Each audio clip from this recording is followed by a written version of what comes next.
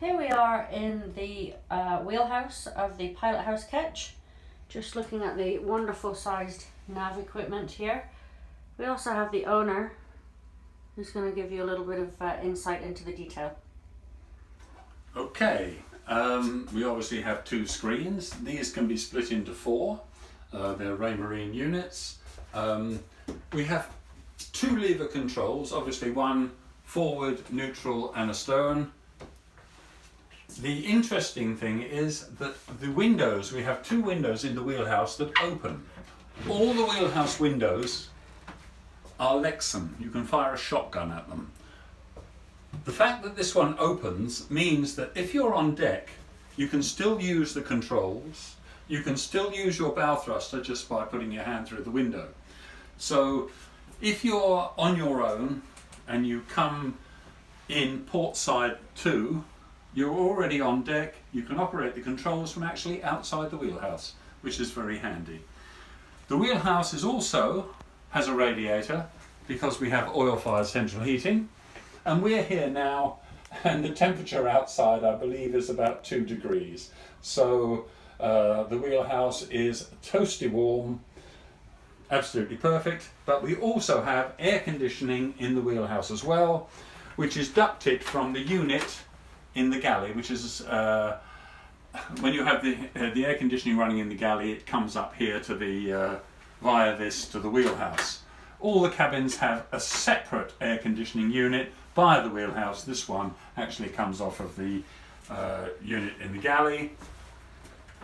Here we have the bilge alarms, and as you can see there are 4 of them. And of course we have a chart table and chart drawers, storage underneath for oil skins, although to be honest you tend to run on deck on this boat, do what you have to do and run back to the wheelhouse again if the weather's inclement.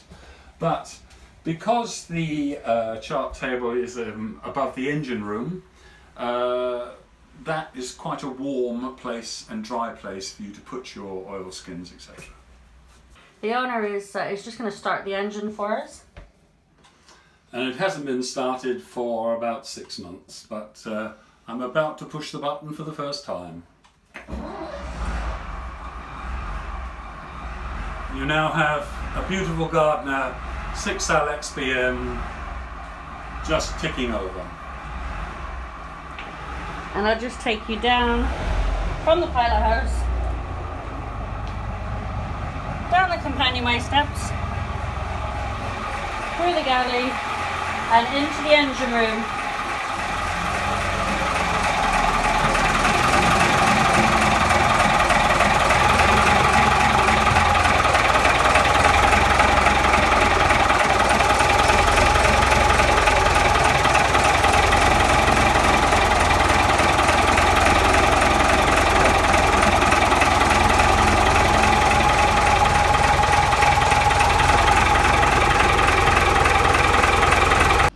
Right, here I am sitting on this wonderful 6L XB Gardner, which is 150 horsepower at 1650 revs.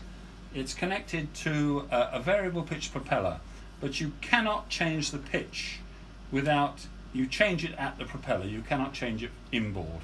So when she's slipped, you can alter the pitch if you want to.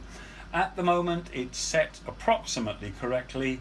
Maybe you could fine it up a little bit more, but the adjustment is available to you.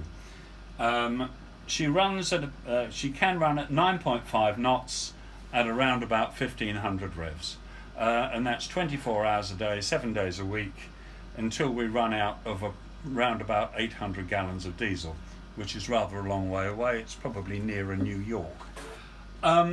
Also, the next is we have 2 generators. The 2 generators are identical and have both done approximately the same amount of hours, which is about 230 hours.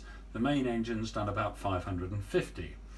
The generators aren't as supplied in that the exhaust systems to these generators are normally cast iron. They have been replaced with stainless steel, which is much better because it's a big problem on these generators.